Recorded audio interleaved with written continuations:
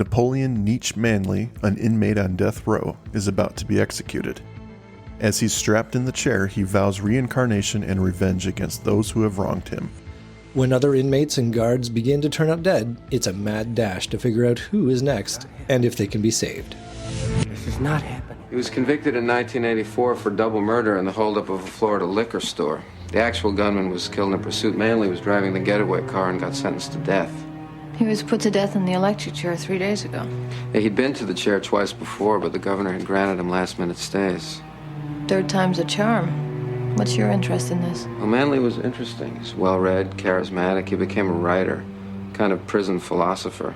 A week before his execution, word went through the prison that Nietzsche said he was going to be reincarnated. He was going to come back from the dead. Well, reincarnation has always been popular on death row, for obvious reasons. Apparently, this was more than just a dying man's hope against hope. What do you mean? Manley didn't just claim that he was going to come back, but that he was going to take vengeance on 5 men who had mistreated him. Yesterday, a death row guard was found dead inside the cell that Manley had occupied those 11 years. His death cannot be explained. Welcome back, everybody, and you are, of course, listening to us again on This Is Not Happening, another X-Files podcast with me, Andrew, and also, as always, with Mike. Mike, how are you this evening? I'm strapped in and ready to go. Oh, ho, ho, ho, I see what you did there. I got it. Yeah, are you charged up? I'm charged up. Are you ready for the injection of fun into the episode? Yes, I am very... Oh, I see it happening. Go, do it. My feelings are electric. They are. This is terrible. Wah, wah, nicely done. Yes. Yes, the death row puns are de rigueur tonight, as we are going to be talking about The List, episode 5 of season 3 on the X-Files, written and directed by our man, Chris Carter. This is his second in how many seasons? 1. Yeah, exactly. It doesn't a season exactly, apart, I should say. Yeah, but this is his baby. Like, he wrote it and he directed it, similar to Dwayne Barry in season 2. I think if you look at it from the top down, it's a capable episode. Mm-hmm. There's nothing horrible about it. Classic monster of the week, you know? Yeah. Not quite as hard-hitting as, say, Dwayne Barry, but yeah.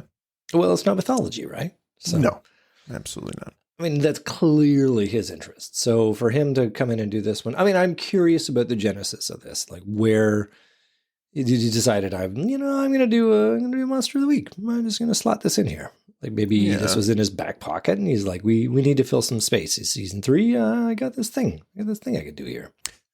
Well, he's definitely, I mean, this is his second go for the director's chair. Yeah. He wrote Irresistible as well. Oh, I missed that. Okay. So I think, yeah, I mean, he pops in and out and he does these things every once in a while, but yeah, we'll see where this one places amongst the rest. Yeah, exactly. It's worth noting the death row set that they made for this episode apparently blew out the budget completely. I mean, This is on par with Space from season 1. They put all their money into the death row set, and it's convincingly good. I'll give it that. Mm-hmm. And they were fortunately able to reuse it in Tesos des Bichos and Talitha Kumi, and they also rented out to a couple other non-X-Files productions. So they make more money back on it. Yeah, it's always good when you can rent out a set because the studio doesn't want to spend the money anyway. So it made me wonder how many White House sets, how many Oval Office sets there must be in the country. Right. There's got to be. It could just be one that they reuse over and over for each Hollywood production. That would not be surprising, actually, now that I think about it. Yeah, exactly. It's like, if you want to do it right, you go to Indiana, where they have the Oval Office set to end all Oval Office sets. Yep. Yeah. Well, let's not talk about the White House, though. Let's talk about Death Row. Are you ready to flip the switch on this episode? Yeah, let's kick it into high gear here. Yeah. Well, speaking of high gear, we open with a car driving towards us down a misty road at night, towards a man who is waiting. The car rolls to a stop beside him and he gets in after he's identified the driver as Perry Simon. The two drive off together towards East Point State Penitentiary in Leon County, Florida. Inside, a guard arrives at the office of the warden, Leo Brodeur, where he announces that it's 5 o'clock. The warden wants to know the status of a prisoner, Nietzsche, and the guard tells him he's still in there with his wife, he hasn't touched his meal, and he threw out the prison chaplain. It's suddenly clear that this is the final hour before an execution. Brodeur straightens his tie and proclaims, if God can't save his sorry ass, neither can I. This is J.T. Walsh, Mike's favorite actor. My favorite actor. That's right. Well, yes. He's solid, though. He really works. He's very good. Yeah. The guards collect Nietzsche, as he is catcalled by other prisoners on death row. Nietzsche sits in quiet contemplation with his wife, who proclaims her undying love for him. He's not going to find another. She holds out hope that the governor is going to call and stay the execution, but the look in Nietzsche's eyes suggests he knows better. Gotta go, he says softly. As he is walked down the final cell-lined path towards the execution chamber, the electric chair awaits. He's strapped in. Mark Snow's subtle soundtrack ratchets up the tension as the ultimate moment draws closer. Blinds are raised, and an audience is revealed in waiting. Brodeur asks Nietzsche if he has any last words. Nietzsche does, beginning a monologue where he lashes back at the system that he thinks has betrayed him. He announces that 5 men will die righteous deaths. Brodeur, lacking any form of sympathy, tells the hooded executioner, Perry Simon, to fry him. So he does, sending Nietzsche into a death spasm and leading us to our credits. Well, it's intense. It's intense. Man. And accurate, too, for the time. Oh, yeah. Absolutely. You got to wonder. It's one of those openings where you're like, okay, this major thing is happening and this guy is vowing revenge. So what has happened to him? It definitely piques your interest going forward. It's a pretty solid opening, I would say. Did you have much sympathy at this point, thinking that this is a wronged man who is going to die an innocent man? He definitely comes off as foreboding, very threatening, I would say. So I don't know that I felt the monologue he gives at the end. I was like, I'm not sure how I feel about this. But then he goes off the deep end, and I was like, no, I think he's a bad man.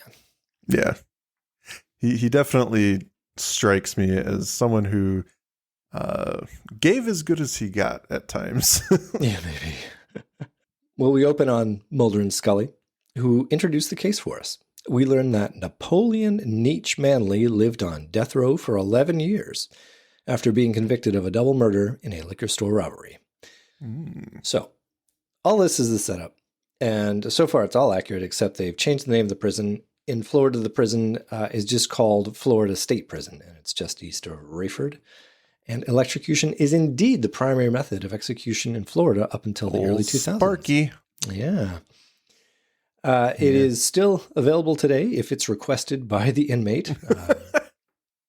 But yeah, most Florida politicians are unwilling to give up Old Sparky because of the deterrent value. And since 1972, Florida has executed 105 convicted murderers. Even the circumstances of Nietzsche's murder, while seemingly extreme, I mean, he didn't pull the trigger after all that is factually accurate. You can be convicted of murder if you are an accomplice. And if an aggravating factor of the murder was that it was committed for financial gain, then the sentence is eligible for the death penalty. So when I heard he was there because he was the getaway driver, I was like, he's not going to get the death penalty for that. Come on. It happens. Apparently it depends on what exactly happened and how violent it was. You could absolutely get the death penalty for that, which is sad, but true. Very sad. The dynamic duo begin their investigation at East Point, interviewing the warden, Leo Brodeur. It's revealed that the cause of death for the prison guard was suffocation with a pillow. The guard's not supposed to be on his own like this, and his panic button was not activated. There were threats, but Brodeur indicates that there are always threats. Further, when asked by Mulder, he doesn't give any credence to Nietzsche's claims of reincarnation. He tells them all about the bitterness, hate, and resentment that builds up in the prison, and then suggests that this is an elaborate plot by Nietzsche. The pair then go to visit the guard's body. Scully pulls back the sheet, and when Mulder and Brodeur arrive, we see that maggots have begun to attack the corpse. Now, fun fact, Mike. Okay, here we go. Apparently, the production staff didn't have time to do a full-body prop for the corpse. Yeah. So the actor for the guard had to lie there with maggots on him for the entirety of that job. Mm-hmm. This is so classic for the X-Files. They do this to their bit players. We're going to torment you for a scene. And, well, the scene may be short. You might be here for half a day. But we need at least 6 to 8 takes of this. So we need 6 to 8 takes of maggots all over your face. So to sum up, we've got an actor who was afraid of water that they dunked into a tank in Erlenmeyer flask. Mm-hmm. There was it Clyde Bruckman, who had to do the horrible suicide monologue, and he had personal problems with suicide. There was another one, I think he had to do, was it the snake or something? And he's terrified of snakes. That was in Dehan. That was Dehan Verlitz. Yep. Yeah. So like you need to really swallow your pride if you're an actor in this show. But it's got to make you a stronger actor, right? You know, being put in these situations, as someone who suffers from OCD, this is what we call exposure therapy. So Sure. it helps, but you may not be asking for it when you sign up for a job. And, hey, honey, I got cast in the X-Files. I get to be a guy who dies in the first act. It's going to be scale. I'm going to be on the set for a couple of days. It's going to be great. They dunked me in a tank. And then I was underwater for 5 hours. Well, the duo then go off to interview another inmate. This is John Speranza, who's in the same block as Nietzsche. Speranza believes that Nietzsche is coming back again to exact more vengeance. Now, Mulder tries to poke holes in the reincarnation theory, but Speranza is all in. Q Block, Death Row, it's locked down so tight that there is no opportunity for a prisoner to try anything, and it's been locked down extra tight lately owing to all the superstition around Nietzsche Manley. Mm-hmm. Scully wanders off the guard to see the cell where the guard was murdered, getting some hostile glances from prisoners as she goes. Inside Nietzsche's cell, the guard lets us know that nothing has been touched. And Scully asks the guard if he knew him. The guard says, "Oh yeah, I did," essentially telling Scully he thought Nietzsche was all full of himself.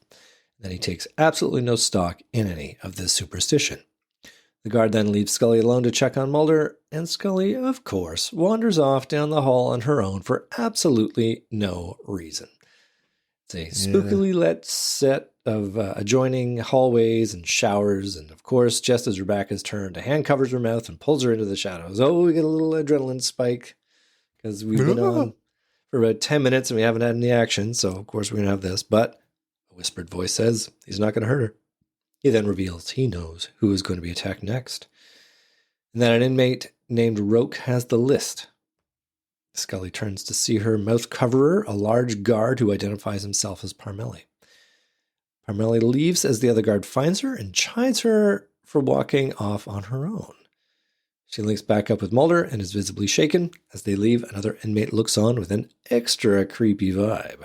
You know, two faux pas in this scene. And one is obviously Scully wandering around by herself. Hey, what do you think, really? Should she be allowed to? Absolutely. You know, she should not in an environment like this. I would hope they're on top of things enough to make sure she's safe by herself. Yeah. But she's not, apparently. And the second faux pas is the guard, instead of being an absolute creep and just trying to pull her aside and talk to her. Yeah. No. He comes up from behind. Oh, God. The guard. Yeah. Do you think this is a great idea? This is an FBI agent, and you're a hair away from assaulting this person. It's like, there's a shooting about to happen at this point. Yeah. Yeah. Ugh. I don't know. Well, it was all done for shock value. Absolutely. And I get it, Oh, she's all alone. I'm not sure I'm on board with it, especially as it's designed to sort of single out Parmelli as a sort of, I'm not going to say a witness, but a nice guy. He's on their side. Mm-hmm. He's gonna work with them. He's their inside man. But right, I think that's the setup of this, right? Is to sort of say there's a secret, and I'm going to tell you. Yeah, but he's supposed to be a good guy or whatever, or here in this scene, maybe set himself up as a good guy, but he's approaching it like a bad guy. Yeah, absolutely. But it's like, and then he turns out to be someone mixed up with the whole thing. So it's like, all right, I don't know. Yeah. Whatever. Conflicting narratives here, but it's a little convoluted. I mean, I get what it's for. It's because it has been a bit slow and they need to have a little shock to keep us, keep our attention. But yeah. Well, the next day, the guards and the inmates are beginning a work shift in the prison. The prisoner opens up a paint can and is shocked to discover something horrible. Camera pulls back on a grisly sight. It's the decapitated head of the guard from our previous scene. And Mark Snow's soundtrack scares us into the commercial break. Do you think he actually contributed his head for that shot? Yeah, absolutely. It's a little trick shot. His head's actually below ground level. And then there's the can. So, yeah. Yeah. Yikes. Yeah, that scene was actually pretty disgusting. It was horrible. I mean, that is. Can you imagine me, that guy opening up the can? Although, I know he didn't carry the can in there. He came back to the can. So, yeah, it's a bit of a strange setup. Well, later on, in the prison morgue, the pathologist examines the head with Scully. They haven't found the body yet. The pathologist has assessed that the head was severed with repeated stabbing blows from a putty knife. That is a pretty awful way to go. That sucks, man. Scully wonders about the presence of fly larvae on the corpse, which seems to have rapidly advanced given the time of the murder. Now, Mike, here's where we learn a little bit about flies. Apparently, they can lay their eggs in a corpse as soon as a minute after the death has occurred. And we also learn that the first guard had a complete infestation of fly larvae in his lungs. So if you weren't grossed out up till now, you can be. You are officially allowed to be super grossed out. Icky. And I gotta say, this strikes me as a weird bit of trivia. To know how soon after a person dies, a fly larvae can be deposited in the corpse. Well, that's the thing about the X-Files. You go in looking for entertainment, you come out smarter, Andrew. It's true. Edutainment, as it were. Edutainment. I suppose, though, this pathologist, who seems completely unmoved by handling a decapitated head, would know stuff like this about how soon a dead body can be a host to fly larvae. Yeah. Here's a question, sort of pushing forward. Does the fly stuff resolve for you? Does it make it sense? Because I don't know if it makes sense to me. I don't know if it is something. I don't know that it necessarily comes together perfectly for the episode, but what I do know is that there is some correlation between insects and rebirth. In different cultures, there is this. I'm thinking along the lines of. I told you a long time ago, I'm a fan of Silent Hill, and there are implications that insects indicate life in some weird way. I don't know. It's so weird. I don't know if that's what they're and coming back as a fly or something. Something like that, but I'm not 100% sure on it, so I'm not going to stake claim to it that that's what they're going for. But it's a superficial thing. That's the case. Yeah, definitely.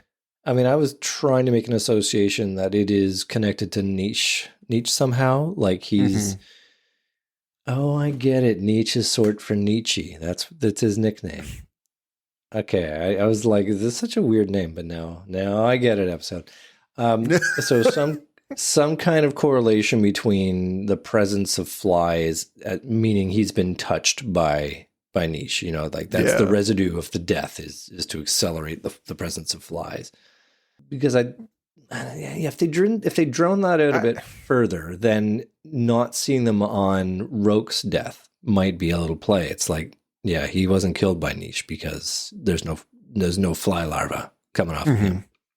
But they don't do that, so we'll never know. We'll never know. Well, we move to Mulder, who is now interviewing Roke. Roke will talk about the list with Mulder, but he doesn't want to talk in Q Block. How did you come by this list you claim to have? I heard Nietzsche on the bars one night telling Speranza. How many names are on the list? 5. Just like Nietzsche said. So you knew those 2 guards were going to be murdered? I knew they were on the list, yeah. Who do you think killed them? I don't know. I just know who's on the list. You want to make some kind of deal, huh? That's right. I want to transfer out of this hole. Why? You on the list? I ain't saying nothing. Not until I get my deal. And what if they don't give you what you want? Then they're gonna see the other 3 die. Can't do it. I can't make that deal. You don't have the authority? No, it's not that. If I make that deal, I might as well go into the deal-making business. Every con with half a brain would come up with a scheme like that. Well, what if it saves 3 lives? Isn't that a deal worth making? Look, my job is about controlling anarchy. I don't run this prison. I just patrol it, you know? Basically, it's war in here. We have freedom, they don't. Anything these men want somehow, it finds its way in here. They want another prisoner dead, somebody's going to find a way to put a shiv in. These aren't prisoners. These are guards you've got being murdered. Yes, and if I back down now, all I'll be doing is send a message about the benefits of killing prison guards. There's a conspiracy at work here. I don't know who's behind it, but I am going to crack it. That's my job. And he opens up his door. It's there we then discover what has become of the guard's body. It's sitting at Broder's desk. Da, da, da. Dun, dun. And I love Mulder's quip there. Guess you'll be able to finish up that autopsy, Scully. Oh, Mulder. We can always count on you. That dry death humor. I think J.T. Walsh plays this part pretty well. Oh, he's perfect. He brings up a good point. If I make a deal, it's going to just open that door for everyone who sees an opportunity. So I believe him in this moment when he's kind of combative with the agents. Well, it's the same philosophy as you don't negotiate with terrorists. Absolutely. Because once you do, then everyone will know that you can get your way if you figure it out. Push hard enough. The pair examine Nietzsche's cell, starting with his books. Descartes, Sartre, Nietzsche. No pop fiction here. Mulder reads through Nietzsche's diary. He was obsessed with the reincarnation, and Mulder bloviates a bit on that, naturally drawing out Scully to act as his foil. She asks him point blank if he thinks Nietzsche has come back from the dead, and he doesn't exactly say yes, but he asks if there's another competing theory. Scully brings forward the plot point that should be pretty obvious by now. It's not a conspiracy by inmates, but by guards, who have much better access and opportunity than the lockdown inmates would ever have. Mulder finds a letter in Nietzsche's correspondence from his wife, and they figure maybe she'll have some more clues to offer. So, yeah, at this point, I think it's pretty straightforward, like the inmates, there's no possibility that they could have organized these hits. I mean, do you think that maybe at this point you were like, oh, maybe the guards were the ones that were doing this? It almost feels like there's some sort of collaboration. I think that my mind at the time of watching this the first time, you're like, okay, it's possible that someone is working in tandem or two people that maybe would normally not be associated with each other are making this happen. Yeah. Like a guard and a prisoner or something. But yeah, but I come back to what end. And actually, I did have a theory at this point that there was one person that needed to die on the list, and they obscured it by taking advantage of Nietzsche's reincarnation, his ravings about reincarnation. And like, everyone thinks they're all super whipped up to think that he's actually going to come back. So if I kill 5 people, but the one I want to kill is in there, then it'll be obscured by the fact that these others are dead. So anyway, I think that could have been interesting. Unfortunately, the plot doesn't go there. Turns into just be, the occult, good old X-Files. The pair knock on the door of Danielle Manley's house, and she answers hesitantly. Inside, she smokes as she tells them about her dream of Nietzsche in the electric chair, but they just can't kill him. She tells them that Nietzsche wasn't afraid to die because of his beliefs, and when Mulder asks if she thinks Nietzsche has returned, she doesn't say yes, but she says if anybody could, it'd be Nietzsche. She's absolutely terrified of this man. Oh, it is so well done. Yeah. Yeah. It makes you wonder, though. She is with him, but she is terrified of him, not just his abilities. It comes off like he's a very unpleasant man. So I don't know. Well, she's just trying to get through this, I think, is part of it. Like, we'll find out later that she's been in this relationship with Parmelli, but that suggests to me that even now when she goes to the execution, for this last minute chance to be with him, she's like, I have to do this because if I don't, then I'll be on this list, or, I'll be one of the people that he comes back for. She doesn't want to be on the shit list. That's right, which is kind of what a lot of other people are doing. They want to do good so they can get off the list. So are you under the impression that she already knows about the list? No, I'm not. I don't think that is absolute. She's just afraid because she knows he's a very strong man, and she believes that if anyone can come back, it would be Nietzsche, and she's just terrified of being on his bad side. Yeah, I mean, I think that you look at the monologue that Nietzsche immediately descended into when he was, about to have the switch flipped on him. Mm-hmm. I think she knows that if you cross him, he's going to get his revenge on you, and she doesn't want that. She, to the end, wants him to be sweet on her, and then assumes that if he actually dies, then she's going to be safe. And then when, of course, the rumors start that he's coming back, she goes off the deep end. I'm not fucking anyone else, I promise. This is not serious. Well, back in the prison, a guard collects Roke. The warden wants to talk to him, and he's taken to the shadowy hallway where the two can have a polite, private conversation.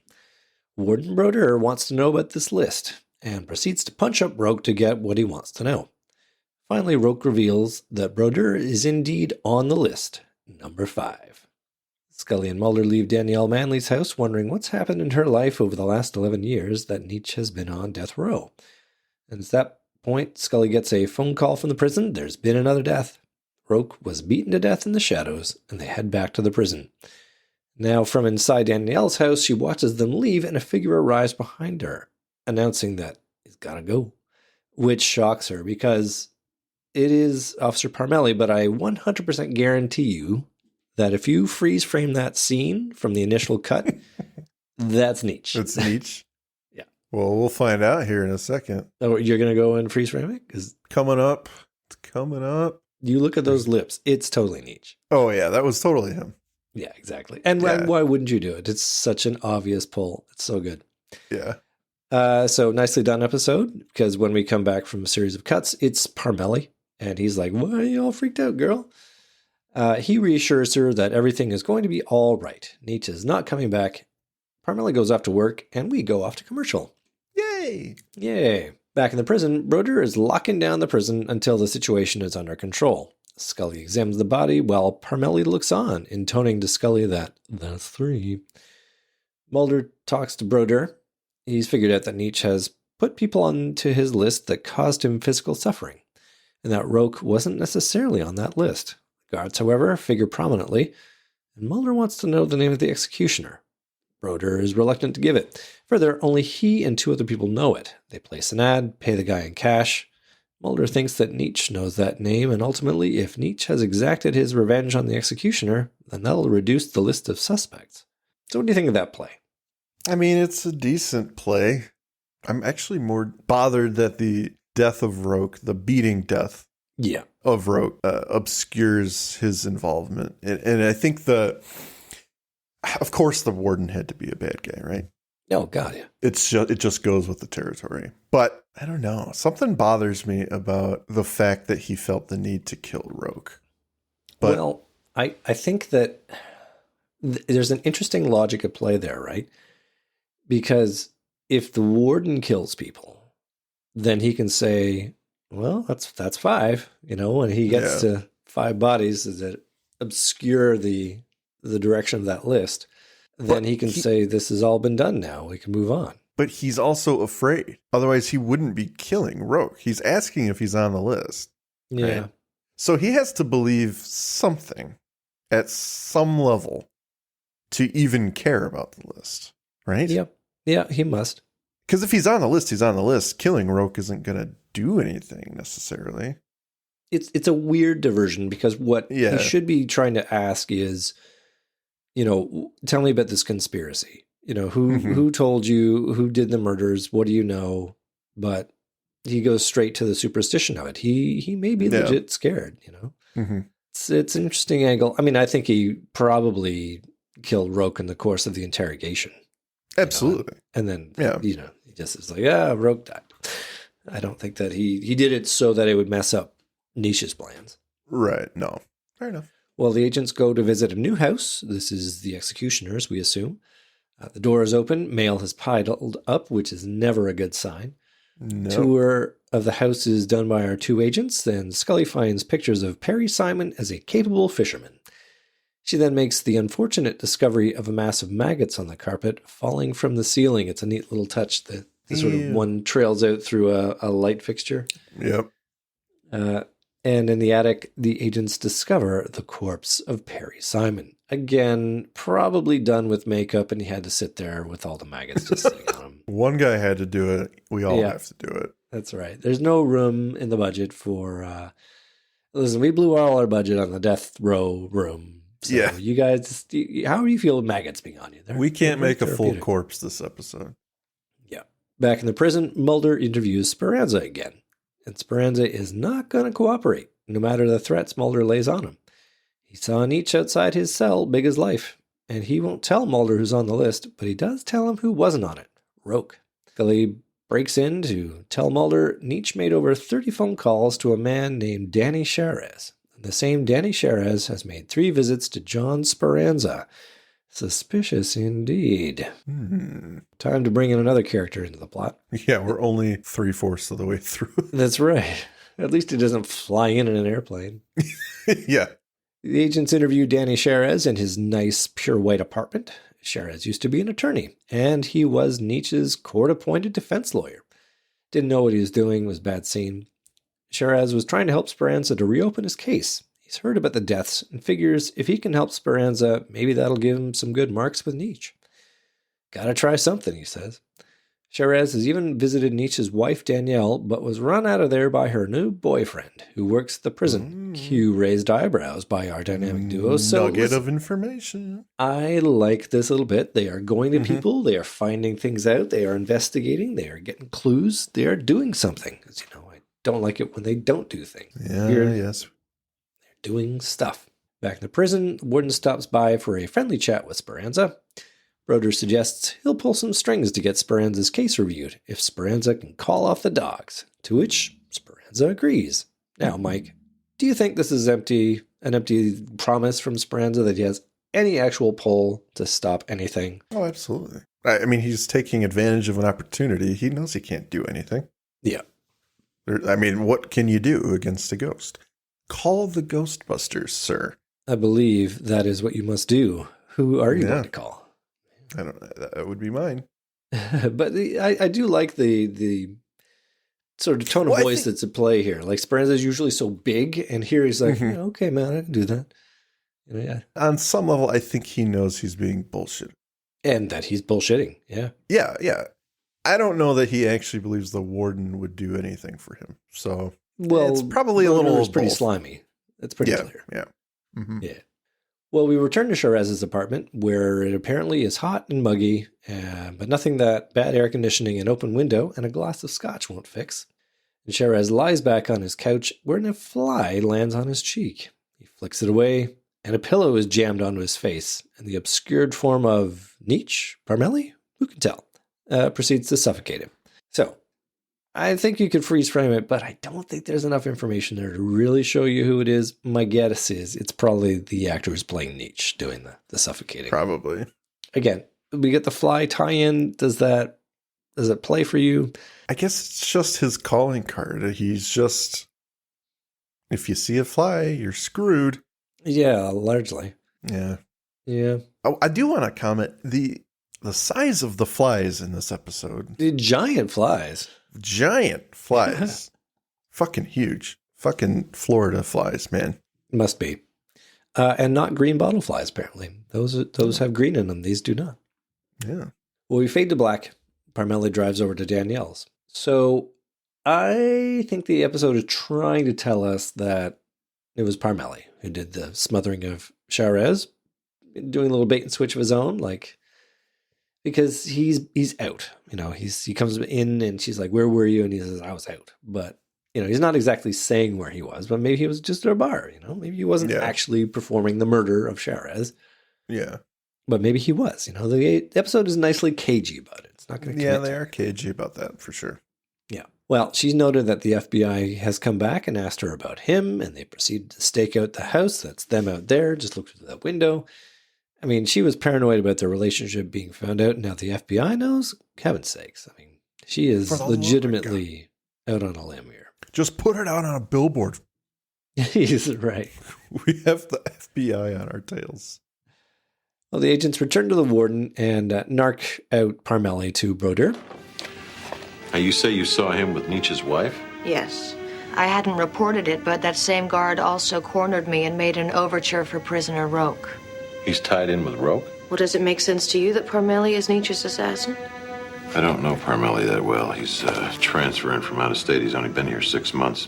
Well, according to an attorney we spoke to, he had brandished a gun at the residence. What attorney? A man named Cherez. You know him? Everybody knows Danny Cherez. He was found dead earlier this evening in his apartment. Murdered? Suffocated to death. Or so it seems. Well, he could be the 5th victim. I think somebody ought to go out and arrest Vincent Parmelli. If you do the math, first guard, Fournier, Perry, Simon, Cherez, and Roque in the middle, that's 5. So maybe that's it. Maybe, yeah, Could Cherez be. is the last one. And do you think the warden is just hoping beyond hope that it worked? I slid Roque in the middle there, and now we're all good, yeah. I'm fine. I guess I dodged that bullet. Yeah, maybe. Well, we're about to get into the end game of the episode, so we'll see what your theory is like there. We cut to the interior of a house at night, the camera tracking through various shadowy rooms. We end up in Danielle's bedroom, who awakes with a start to see Nietzsche Manley looking at her from the doorway. After the commercial, he leaves, and she walks to follow, carrying a gun. It's all shadows and silhouettes as she treks through the house, ending up in the front room to see Parmelli looking out the window. As she's freaked out, having seen Nietzsche, Parmelli's confused and sees cop cars and our agents arriving out front. Danielle raises her gun to Parmelli, while Parmelli pleads with her to put it down. Outside, the agents knock on the door. Scully looks through the window, seeing the showdown inside. They prepare to storm the house, but on the count of 2, they hear gunshots. Danielle slowly lowers her gun. The agents charge in. It's too late. Parmelli lies dead, shot twice. And Danielle proceeds to be wrecked. I mean, can you imagine what this poor lady has been through? Her mental anguish has been all over the place this episode. So, yeah. And now it's only going to get worse because she's going to get charged with murder. That's right. Well, back over at the prison. Actually, you know what? Is she, though? Because they are going to pin this crime on Parmelli. She could easily go into self-defense mode. With a good defense lawyer. Depending on what her defense is, she could flip on him. He's dead, so he's not going to... She could just buy into the story that he's the bad guy, you know? She doesn't show up in another episode, I'm assuming. No. It's too bad. We would have liked to reinvent her backstory. You know, she beat the rap, got a new career as a lawyer in Philadelphia. With a seedy backstory. She never gets to explain it. That's right. Well, we're back at the prison. Speranza is escorted from his cell to visit Brodeur in the spooky shower area. Brodeur shows us what a quality human being he is as he proceeds to renege on his deal, assuming that with Parmelli dead, the conspiracy is over. Speranza reveals that there's only one name left on the list, and Brodeur proceeds to use Speranza as a human punching bag. We're nearing the end. It's almost over. The agents are driving. Tisk, JT Walsh. Tisk, tisk. Tisk, tisk. Mulder pulls over for a spot of contemplation. He just doesn't understand how Parmelli fits the bill as the person responsible. The two jockey around some theories, but ultimately, it comes to nothing. They get back in the car as another car drives past. It's Brodeur, heading home after a full day of prisoner punching. He looks smug. He should be whistling in this scene. Just another day. Well, yeah, I'll pick up Broster's chicken. Yeah, that's right. What's the chicken from the...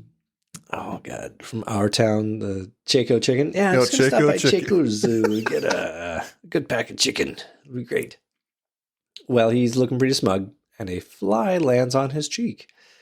Brushing it away, he's suddenly aware of a presence in the back seat. It's Nietzsche Manley, who proceeds to grapple Brodeur and force the car off the road, where it collides spectacularly with a tree.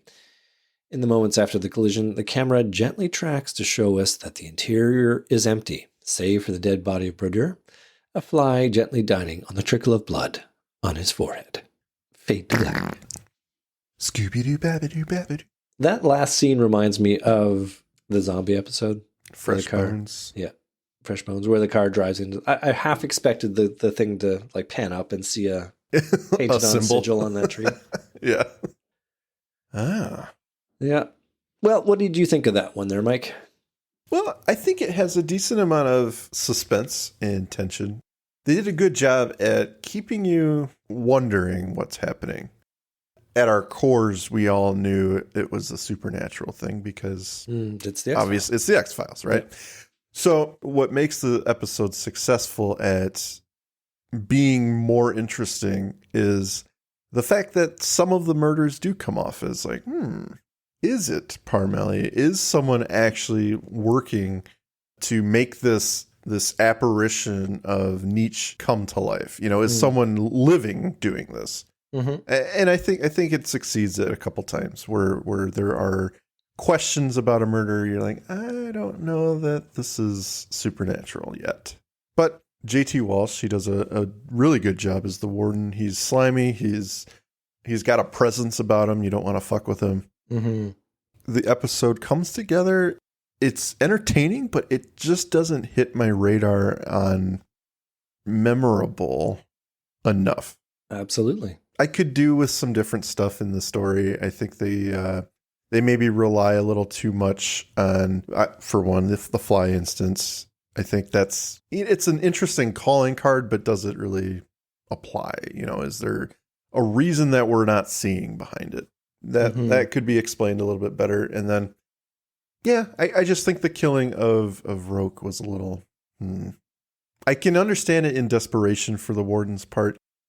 Is this really going to affect the outcome of this list? But looking back on it, I'm like, if you believe the list exists, killing Roque is not going to really affect anything. So I don't know if that's necessary. It serves to make Brodeur a villain. It's kind of its primary purpose. That's all it's really there for. He doesn't need to do it. Nobody's going to believe Roque, so I don't know why it happens. It justifies the end of Brodeur at the end because we know he's a slime bag. He's a bad guy. And that's true. That's a good point because if he didn't do anything visual for us to hate him, then he would be the dad from Kalushari. Yeah. Kalushari, yeah. So that's all right. I'm okay. Yeah. I'm okay with that then. Well, it gives JT Walsh a lot to work with though. So good for that. But it's not really consistent. And yeah, I mean, I guess I'll just get on to my final thoughts. Yeah. It's a good monster of the week. It's nicely self-contained. Chris Carter does a great job with the script, capable job with direction. You know, he's complemented by great performances and a convincing set. So it all is a pretty picture, you know.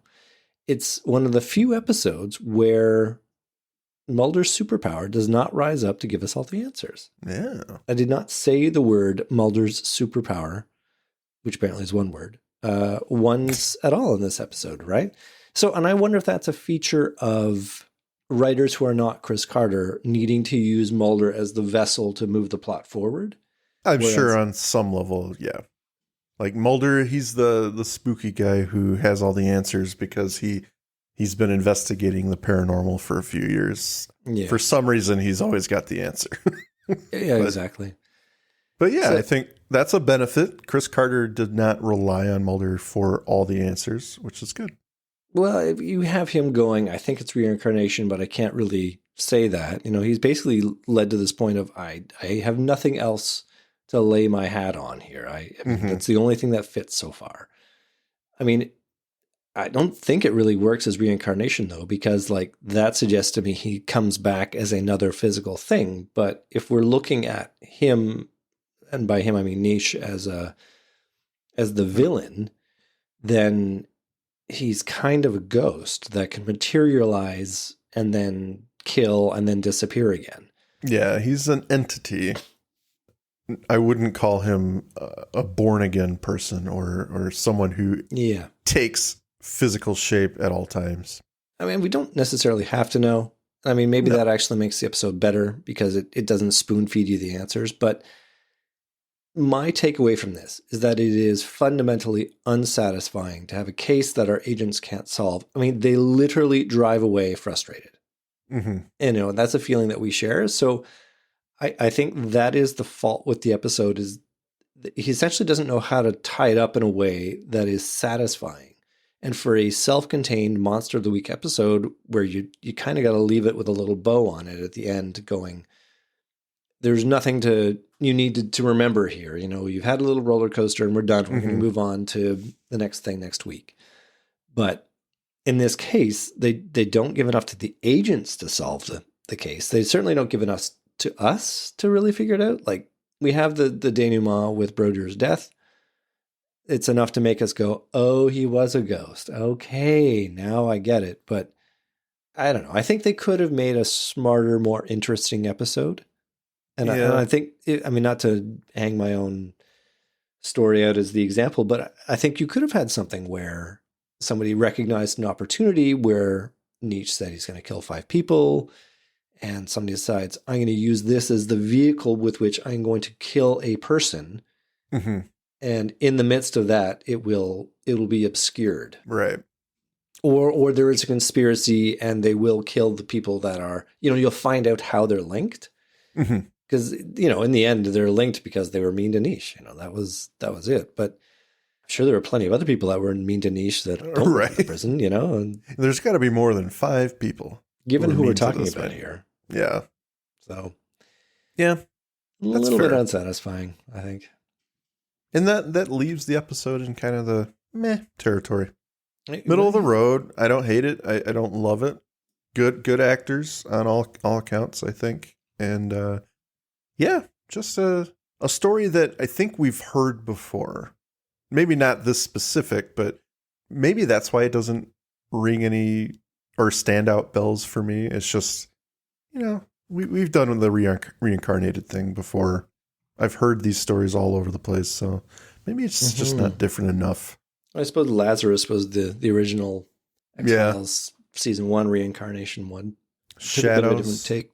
God, Yes, we were beaten over the head with it in season 1. Maybe that's what it is. Maybe I'm just like, eh.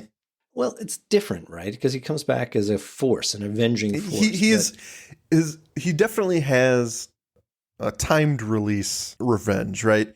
He's got 5 people he's going to kill, and then he's done. He's gone forever. Apparently, that's the way I take it. He's got no reason to manifest again. Mm-hmm. If these 5 people are killed, so he's just a 5 people and out ghost who will dissipate. So, and apparently they all deserved it. They all deserved it. I wonder about Sherez though. I mean, that feels very bad. That's not nice. I don't think. I mean, he did the best he could. I'm going to kill you. Yeah, that's a little fucked up, Nietzsche. I don't think the one guy on your side. It doesn't fit with Mulder's theory either, because Mulder was the one who said, well, he's targeting people that were, that inflicted physical suffering on him. But that's not Sherez.